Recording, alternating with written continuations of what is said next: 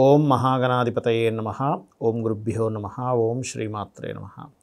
పరమేశ్వర స్వరూపమైనటువంటి జ్యోతిష, వాస్తు మరియు ఇతర అనేకమైనటువంటి శాస్త్రములను మనకు అందించినటువంటి మహర్షులకి నమస్కారం. హయగ్రీవ హయగ్రీవ హయగ్రీవేతి యోపదయత్తస్స నిస్సరతే వాణి జహ్నుకన్యా ప్రవాహవత్. అరుణాం కరుణాతరంగితాక్షీం ధృతపాశాంకుశపుష్పబాణచాపాం అనిమాదిభిరావృతాం మయూకైః అహమిత్యేవ విభావయే భవానీం. శ్రీమాత్రే నమః.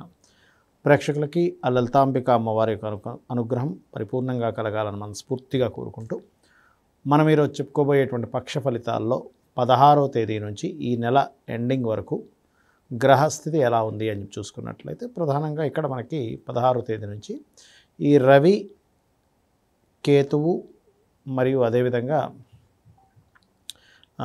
బుధుడు, ఈ ముగ్గురు కూడా మనకి కన్యారాశిలో సంచరిస్తుంటారు.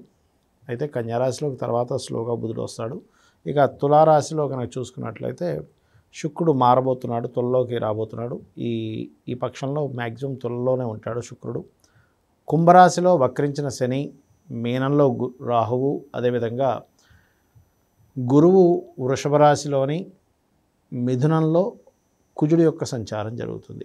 ఈ యొక్క గ్రహస్థితిని అనుసరించి ద్వాదశ లగ్నాల వారికి, లగ్నం తెలియని వారి రాశుల వారికి ముఖ్యంగా ఏంటంటే ఈ యొక్క పక్ష ఫలితం చూసుకున్నట్లయితే 2 గ్రహణాల మధ్యన ఉంటుంది.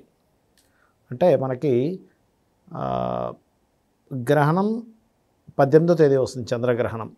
కాబట్టి 18వ తేదీ వచ్చే చంద్రగ్రహణం వల్ల కలిగే ఎఫెక్ట్ కానివ్వండి, మనకి అమావాస్యకి అంటే చంద్రగ్రహణం ఏర్పడిన 15 రోజులకు అమావాస్య వస్తుంది. అమావాస్య నాడు కలిగేటువంటి సూర్యగ్రహణ ప్రభావం కానివ్వండి, ఈ ద్వాదశ లగ్నాల వారికి ఎటువంటి ఫలితాలు ఇవ్వబోతున్నాయి, ఎటువంటి జాగ్రత్తలు తీసుకోవాలి, ఈ విషయాలు చెప్తుంది నేనైనప్పటికీ కూడా చెప్పిస్తుంది సాక్షాత్ లలిత అమ్మవారిగా భావిస్తూ ఈ యొక్క పక్ష ఫలితాల గురించి తెలుసుకుందాం ఒక్కొక్క లగ్న రాశిరీత్యా.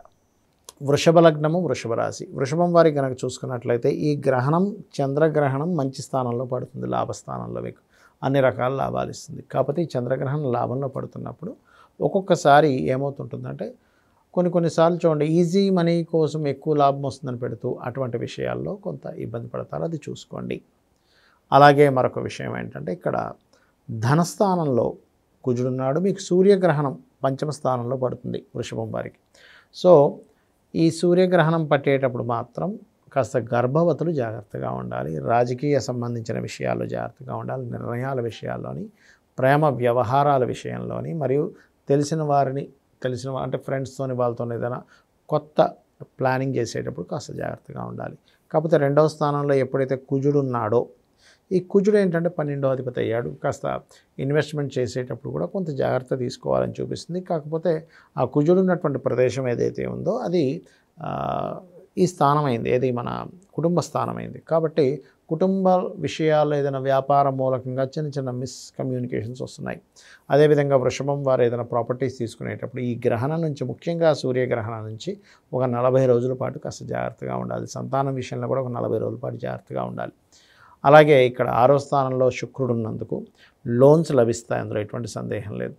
కాకపోతే ఈ యొక్క వృషభం వారికి ఎప్పుడైతే ఈ సప్తమాధిపతి వచ్చే 2వ స్థానంలో ఉన్నాడో కాస్త జీవిత భాగస్వామి మూలంగా కొంతవరకు ఈ కుటుంబ వ్యవహారాలకు సంబంధించిన విషయంలో కొంత స్ట్రెస్ ఉండడము, 2వ వివాహం కోసం ప్రయత్నం చేసేటువంటి వారికి స్ట్రెస్ఫుల్గా ఈ యొక్క విషయం కంప్లీట్ అవ్వడము, వ్యాపారాల్లో ఉండేటువంటి వారికి మంచి లాభసాటిగా ఉండడం అనేటువంటిది చాలా స్పష్టంగా గోచరిస్తుంది ఇక్కడ.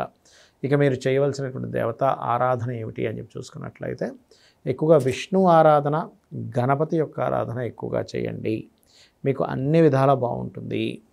ఇక్కడ మనం గ్రహణాల గురించి మనం తెలుసుకున్నాము. గ్రహణాల యొక్క ప్రభావం 12 రాశుల మీద ఎలా ఉంటుంది ఈ యొక్క పక్ష ఫలితాలు అని చెప్పుకున్నాము. అయితే కొంతమందికి డేట్ ఆఫ్ బర్త్లు ఉండవు, ఇక్కడ వాళ్ళకి డేట్ ఆఫ్ బర్త్ రాయరు, వాళ్ళ రాశి ఏంటో తెలియదు, నక్షత్రం ఏంటో తెలియదు, లగ్నం ఏంటో తెలియదు. అలాంటి వారు ఏం చేయాలి?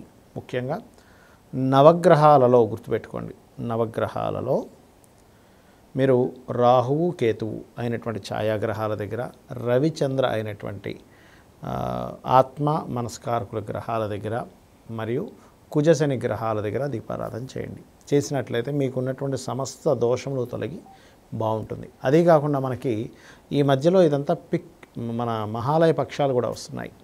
ఈ సమయంలో ఎవరైతే పెద్దల కోసం మీరు స్వయం పాకం ఇవ్వడం జరుగుతుందో, తర్పణాలు వదులుతారో, పిండ ప్రదానాలు చేస్తారో, మీ గృహంలో కావచ్చు, లేనట్లయితే ఏదైనా నది ఒడ్డున కావచ్చు, సముద్రాల్లో కావచ్చు, క్షేత్రాల్లో కావచ్చు, దివ్యక్షేత్రాల్లో కావచ్చు, అక్కడ ఎవరైతే చేస్తారో ఇది ముఖ్యంగా పితృదోషాలు పోవడానికి ఈ పక్షం చాలా మంచిది. ఎందుకంటే మహాలయ పక్షాలు వచ్చాయి ఈ యొక్క పక్షంలో మనకి, అది ముఖ్యంగా గుర్తుపెట్టుకోండి.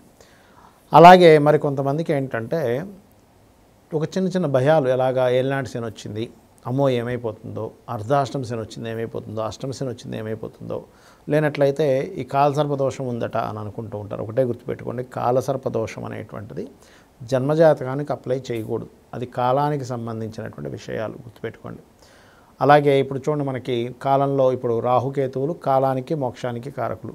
మీనరాశిలో రాహు సంచారం జరుగుతుంది కాబట్టి మనం 9-10 నెలల క్రితం ఈ జలరాశుల్లో ఉంది, జల ప్రళయాలు ఎక్కువగా వస్తాయని, అలాగే వస్తున్నాయి కూడా. అలా ఏంటంటే కాలంలో జరిగే అంశాల కోసం రాహుకేతువుని తీసుకొని చెప్తారు. జన్మజాతకానికి కాదు, ఇది మెయిన్గా గుర్తుపెట్టుకోండి. మీ జన్మజాతకంగా చూసుకోవాల్సింది ఏమిటంటే మీ లగ్నం ఏమిటి, లగ్న బలం ఎలా ఉంది, దానివల్ల మీ యొక్క స్ట్రెంగ్త్ తెలుస్తుంది. అదేవిధంగా లగ్నంతో పాటు కుటుంబ స్థానం, ధనస్థానాలు ఎలా ఉన్నాయి, ధనం మీరు ఎందుకు సంపాదించలేకపోతున్నారు, ఏ మార్గంలో వెళ్తే సంపాదిస్తారు, మీరు చేసే ప్రయత్నం ఏ మార్గంలో మీరు ప్రయత్నం చేస్తే మీకు సక్సెస్ అవుతుంది. ఈ రకంగా ఒక భావం అని కాదు, మీరు నివసించేటువంటి గృహం 4వ స్థానాన్ని బట్టి, మీకు సంతాన అభివృద్ధి ఏం చేస్తే మీ సంతాన అభివృద్ధి అవుతుంది మీ పంచమ స్థానాన్ని బట్టి. అదేవిధంగా వివాహం కానివ్వండి, ఇన్వెస్ట్మెంట్స్ కానివ్వండి, ఉద్యోగం కానివ్వండి, వ్యాపారం కానివ్వండి. కొంతమందికి తెలియక ఉద్యోగ యోగం ఉంటే వ్యాపారం చేస్తుంటారు, వ్యాపార యోగం ఉంటే ఉద్యోగం కోసం ప్రయత్నం చేస్తుంటారు. అది సెట్ అవ్వవు. మీకు వ్యాపార యోగం, మీరు ఒక 10 మందికి ఉద్యోగం ఇచ్చే యోగంలో ఉన్నారు, అప్పుడు మీరు ఒక దగ్గర పని చేయరు, మీరు ఒక 10 మందికి ఉద్యోగాన్ని ఇస్తారు. అది జాతచక్రంలో యోగం రూపంలో ఉంటుంది మీకు.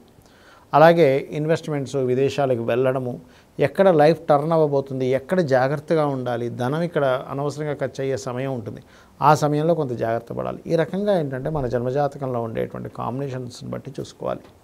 అంతేగాని ఇవన్నీ వదిలిపెట్టేసి ఏదో ఏలినాటి శని నడుస్తుందండి, కాలసర్ప దోషం ఉందండి అని పట్టుకొని, నేను 140 చిల్లర జాతకాలు, అంటే దాదాపుగా 140 మంది జాతకాలు తీసుకొని, అవన్నీ కూడా విదేశాల్లో ఉండేటువంటి ప్రెసిడెంట్ల జాతకాలు, రకరకాల దేశాల్లో వాళ్ళందరికీ కాలసర్ప దోషం ఉంది. మరి కాలసర్ప దోషం ఉన్నటువంటి వారు ఎందుకు అంత గొప్ప స్టేజ్కి వెళ్ళారు అనేది ఒకసారి మీరు ఆలోచించాలి.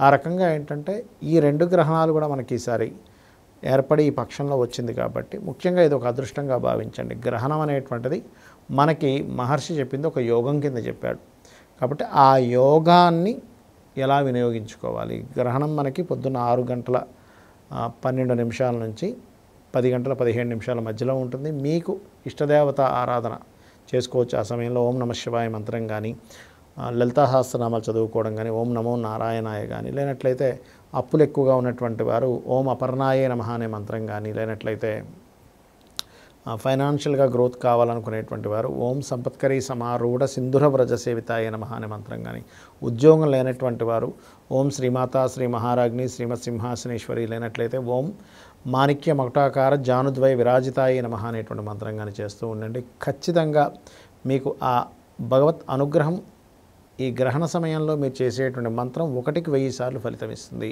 లేదా గతంలో ఎప్పటి నుంచో చేసినటువంటి మంత్రం యొక్క ఎంతకాలం నుంచి ఎంత మంత్రం అయితే చేశారో దాని పునశ్చరణ ఫలితం వస్తుంది అని చెప్తూ ఉంటారు. కాబట్టి ఇవి చేసుకుంటూ ఆ అమ్మవారి యొక్క అనుగ్రహాన్ని మీరు పరిపూర్ణంగా పొందాలని మనస్ఫూర్తి కోరుకుంటూ శ్రీమాత్రే నమః.